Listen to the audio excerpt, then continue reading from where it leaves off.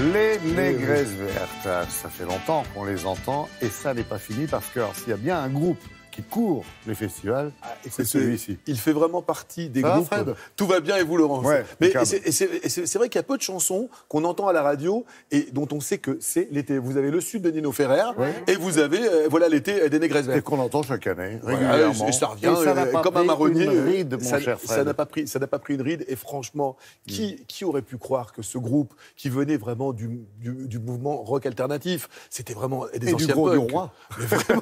Mais vraiment des punks purs et durs et assumés comme tels, allaient devenir un groupe culte. C'est ça qui est vraiment intéressant. Ils se reforment 30 ans après la naissance de leur premier album, Mlach. Et 30 ans après, ils ont décidé de reprendre la route. Après 17 ans d'interruption, les Négresses Vertes, il y a eu deux périodes. Il y a eu la première période avec Elno jusqu'en 1993. Elno qui était l'auteur du groupe, qui en était le chanteur et qui est décédé d'une overdose en 1993. Il y a eu donc un arrêt brutal.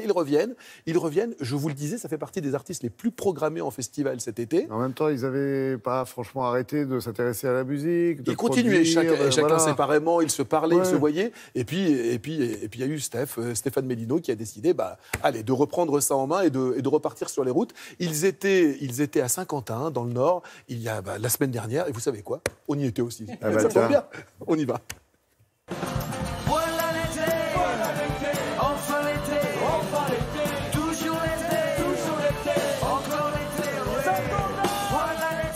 Vous êtes parmi les artistes les plus programmés cet été en festival. Vous attendiez-vous à un tel retour gagnant ? Non, pas vraiment. Physiquement, on n'était plus là, mais nos chansons étaient là quand même. Les plaisirs de la vie. Nos chansons continuent de passer depuis 30 ans. On entend Voilà l'été régulièrement à la radio, par exemple. Donc ça, c'est pas mal. Vous expliquez comment que des gamins qui n'étaient pas nés, lorsque vous avez connu cet immense succès, viennent vous voir et connaissent vos chansons par cœur. Parce qu'ils ont des parents qui ont des bons disques. Les générations précédentes qui leur ont passé le relais.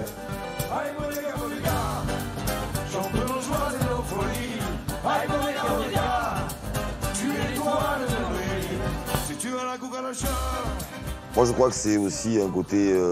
les chansons, les thèmes abordés par Elno, qui avait écrit la plupart des textes à l'époque, ils restent d'actualité.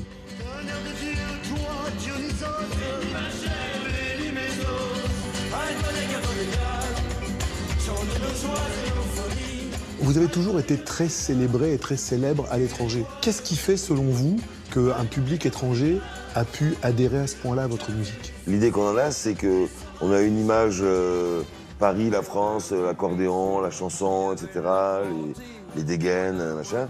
Et puis, parallèlement à ça, on a le côté la musique rock, qui est le langage universel, qui fait que même s'ils ne comprennent pas les textes, ils captent quand même, malgré tout, à travers l'énergie, ce qu'on raconte. Et puis aussi le fait qu'on est français, mais qu'on ne les copie pas. Il boit pour oublier qu'il vit, il dort pour oublier qu'il boit. C'est un bien triste sort. Pour certains d'entre vous, vous venez de la scène punk.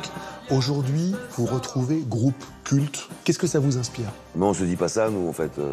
On se dit pas culte ou pas culte. Vous le voyez quand même. Ouais, non, mais c'est sûr qu'on voit, quand on commence à jouer, on voit les gens qui connaissent les chansons.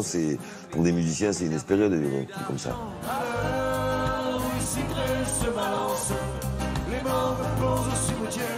Après, c'est vrai qu'on est issu du mouvement alternatif. C'était à la fin des années 80. C'était un bouillonnement. Ça a donné les Négresses. Tu pourras faire ce que tu veux quand tu ne seras plus à Morveux. Nous, on était vraiment un groupe. Chacun était partie prenante à fond de l'histoire. Et vous êtes toujours un groupe. Ah ben, toujours un groupe. Une omelette avec les yeux de ton père. Ta mère. Ça fait du bien même d'entendre le son de la voix de Stéphane. Hein. Oui.